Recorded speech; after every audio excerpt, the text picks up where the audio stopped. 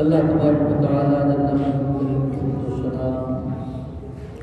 حضور شافعی مشہور صلی اللہ علیہ وآلہ وبارک وسلم کی ذات والا صفات پہ ہدیہ درود و سلام کے بعد خالق خالق کے حضور التجا ہے تو ہم سب کا بھی بیٹھنا آنا جانا سننا سنانا پڑھنا پڑھانا مجھے حق اور سچ بیان کرنے کی اور ہم سب کو اس پر عمل کرنے کی توفیق نصیب فرمائے۔ آج کا موضوع سفر معراج کے حوالے سے ہم اس موضوع کو شروع کرتے ہیں، جسے صاحب درود التاج نے اس انداز میں ذکر کیا کہ صاحب التاج والمعراج والبراق والبراق۔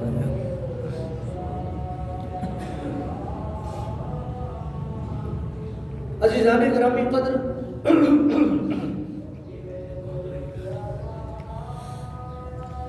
صاحب تاج کہہ کے ذکر کیا،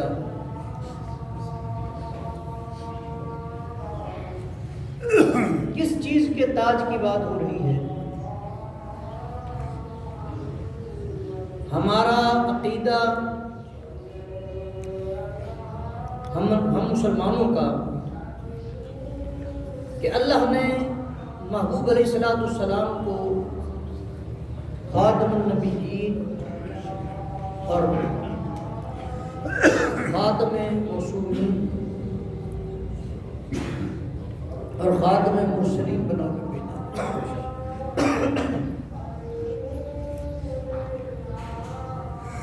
حضور کے بعد کوئی نئی شریعت نہیں آئے گی۔ حضور جو شریعت لے کر آ گئے وہی شریعت اب تا قیام قیامت چلے گی۔ بے شک. پیچھے انبیاء و مرسلین کی زندگیوں کا جب مطالعہ کرتے ہیں تو پتہ چلتا ہے کہ ہر نبی نے اپنے دور کے اختتام پہ یہ ارشاد فرمایا کہ میرا کام اتنا تھا یا میں فلاں علاقے کے لیے اتنے وقت کے لیے مبعوث کیا گیا تھا، میرا کام ختم ہوا ہے، اب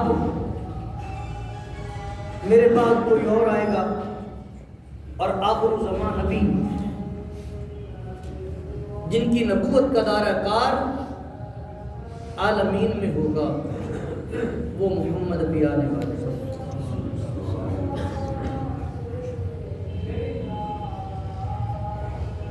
عزیزان گرامی قدر، نہ تو حضور کے بعد نئی کوئی شریعت آئے گی. ہم سمجھتے ہیں کہ شاید یہ دین اور اس کے احکامات جو ہمیں بتا دیے گئے، سکھا دیے گئے، سنا دیے گئے، پڑھا دیے گئے، یہ ایک ہی دن میں یہ سارا قانون اور ضابطہ ہمارے اوپر مسلط کر دیا گیا ہے، یہ ظلم ہے. ایسا نہیں ہے. پچھلی امتوں میں بھی قوانین تھے اور وقت کے ساتھ ساتھ ان کو ترتیب دیتے ہوئے، تبدیل کرتے ہوئے آخر الزمان نبی میں یہ قانون کا دائرہ، شریعت کا دائرہ مکمل کر دیا گیا. جیسے ہم قرآن پاک اٹھاتے ہیں، اللہ فرماتا ہے کتب علیکم الصیام کما کتب علی الذین من قبلکم، کہ تم پر روزے فرض کیے جس طرح تم سے پچھلوں پر کیے گئے. اس کا مطلب یہ ہے کہ روزہ صرف اس دور میں فرض نہیں ہے، پچھلی امتوں میں بھی روزہ تھا. اسی طرح عبادت کا انداز مختلف تھا، ہر امت میں عبادت کا انداز مختلف تھا. مختصر کہ حضور کی شریعت کے بعد کوئی شریعت نہیں آئی. حضور کی رسالت کے بعد کوئی اور رسالت ممکن نہیں، اور حضور کی نبوت کے بعد کوئی اور نبوت بھی ممکن نہیں. حضور فرماتے ہیں اگر میرے بعد کوئی نبی ہوتا تو وہ عمر ہوتے. چونکہ نبی نہیں ہوگا اس لیے عمر بھی نبی نہیں. کچھ لوگوں نے اپنی کتابوں میں خاتم النبیین کا جب ترجمہ اور تفسیر بیان کی تو انہوں نے کہا کہ حضور بے شک آخری نبی ہیں، لیکن حضور کے بعد بھی جو نبی آئیں گے حضور کی خاتمیت پہ اس کا اثر نہیں ہے. یہ بہت بے وقوفانہ سا ترجمہ تفسیر ہے.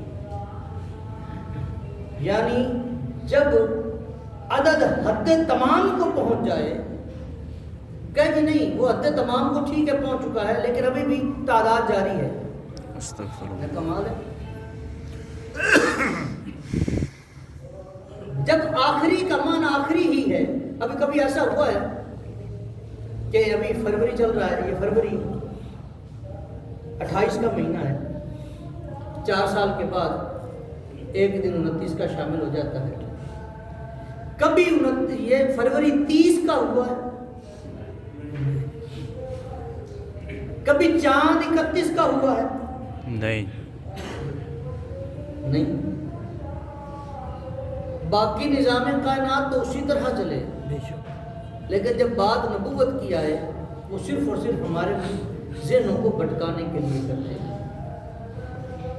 حضور پر خاتمیت کا جو تاج ہے اس تاج کا ذکر کیا گیا ہے کہ حضور کے بعد کوئی اور نبی نہیں، کوئی اور رسول نہیں. اور ایک اور فکرہ جو عام طور پہ ذکر کیا جاتا ہے وہ معصومین کے حوالے سے. ہم کہتے ہیں 12 امام تو 14 معصوم. یہ 12 امام والی بات تو سمجھ میں آتی ہے، یہ 14 معصوم کہاں سے لے لیا ہے، کس شریعت سے یہ لیا گیا اور کہاں سے تاریخ سے نکالا گیا ہے یہ 14 معصوم والی بات. 1,24,000 یہ کم و بیش انبیاء و مرسلین آئے، کیا وہ معصوم نہیں تھے؟ یار اگر کوئی سچی بات کرے ایک تو لوگوں کو ہضم نہیں ہوتی، کہتے ہیں میری مرضی کا دین لے آؤ. بندہ پوچھے تیرے پیو دی وراثت ہے؟ اللہ دین تو مصطفیٰ کے پیچھے چلنے کا نام ہے، آگے بھاگنے کا نام نہیں ہے. میری مرضی کا دین. کوئی ایسا کہتے طریقہ ہے کہ بینک میں پیسے رکھیں وہاں سے پروفٹ بھی آئے اور اسے سود نہ کہا جائے، کوئی ایسا ذریعہ بتا دیں.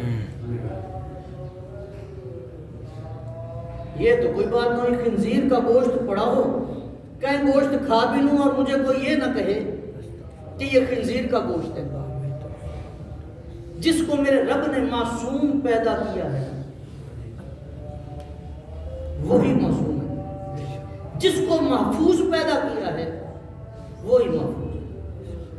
اس کے علاوہ کسی کی جرت نہیں ہے کوئی اپنے لیے کسی بات کا دعویٰ کر سکے.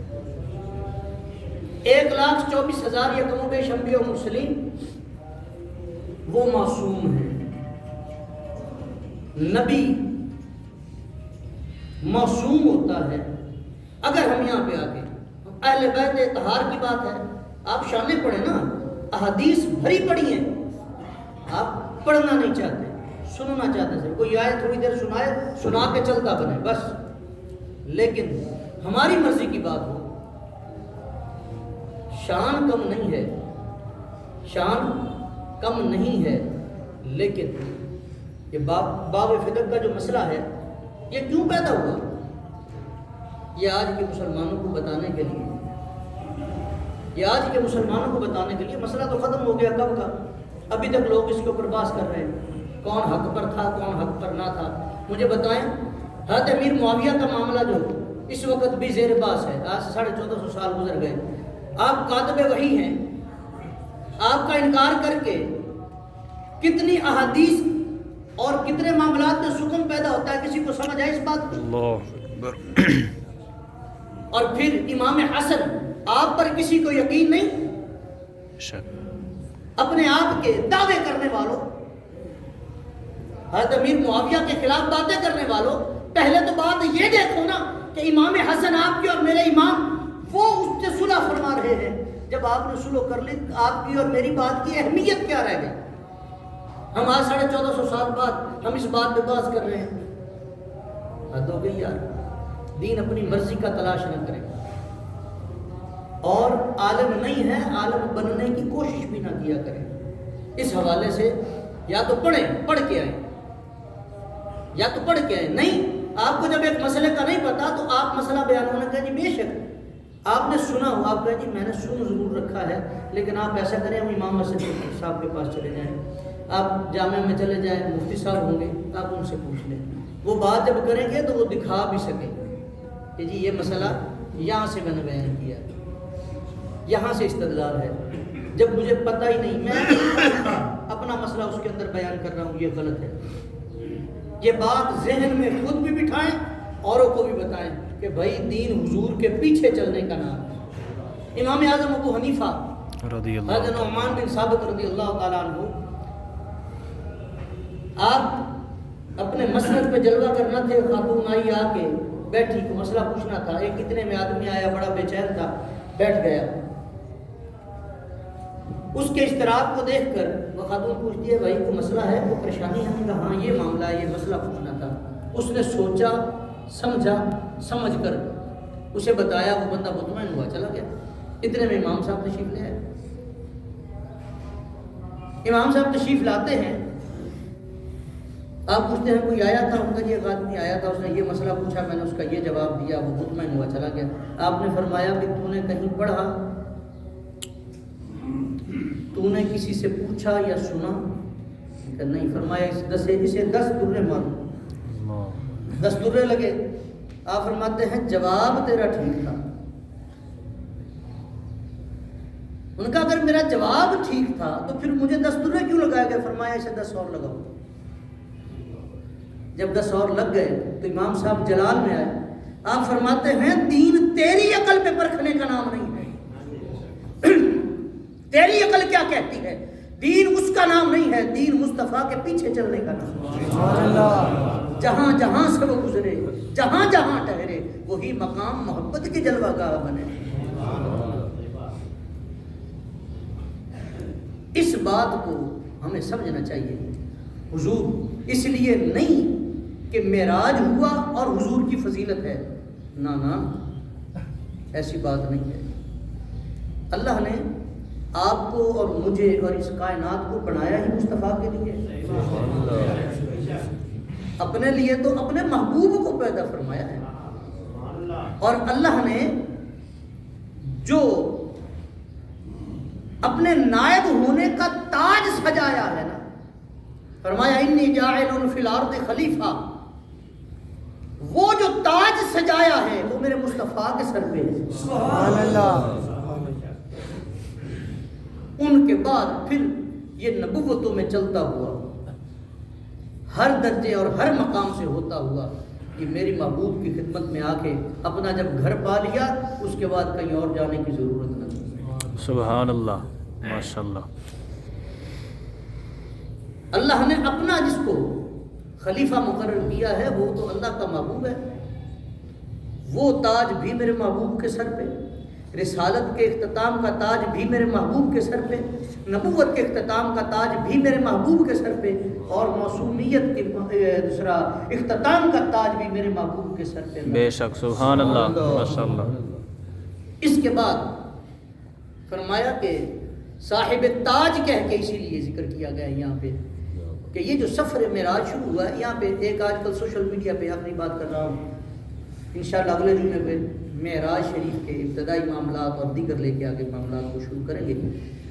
اس وقت سوشل میڈیا پہ کچھ قادیانی مسلمانوں کے روپ میں، جس میں خاص طور پہ وہ گوہر شاہی ایک ہوا کرتا تھا، ایک فرقہ تھا، اس کا یونس گوہر شاہی اس وقت بہت زیادہ وہ حضور کے سفر معراج کو توڑ موڑ کے بیان کرنے کی کوشش کر رہا ہے، اور دیگر یہ قادیانیوں کی کوشش ہے کسی طرح بھی حضور کی محبت کو ہمارے سینوں سے نکال دیں، دلوں سے نکال دیں۔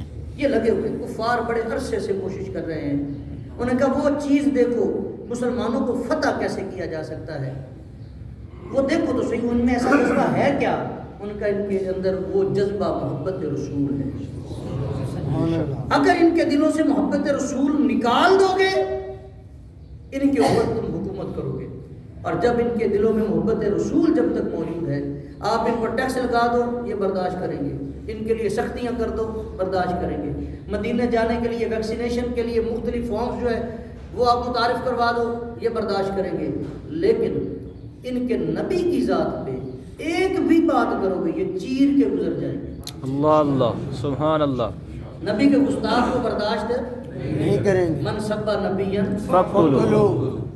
بابا خادم حسین زندہ باد، زندہ باد، زندہ باد، زندہ باد، زندہ باد، زندہ باد۔ لبیک لبیک یا رسول اللہ، لبیک لبیک لبیک یا رسول اللہ، لبیک لبیک لبیک یا رسول بابا اللہ۔ خادم حسین رضی صاحب رحمۃ اللہ تعالیٰ علیہ، آپ جاتے ہوئے آپ نے جو ساری زندگی میں کام کیا ہے نا، لوگ ایویں اکٹھے نہیں ہوئے، صرف انہوں نے جو کام کیا ہے نا انہوں نے ہمیں بتایا ہے کہ مقام مصطفیٰ کیا ہے اور خاتم النبیین ہونا کیا ہے، خاتم المرسلین ہونا کیا ہے، خاتم المعصومین ہونا کیا ہے۔ انہوں نے ہمیں صرف یہ بتایا ہے۔ جب بتانے والے کے ساتھ اتنا لوگ پیار کرتے ہیں تو جو خود ہیں ان کے ساتھ سبحان اللہ، دعا ہے اللہ سب کو سبحان اللہ۔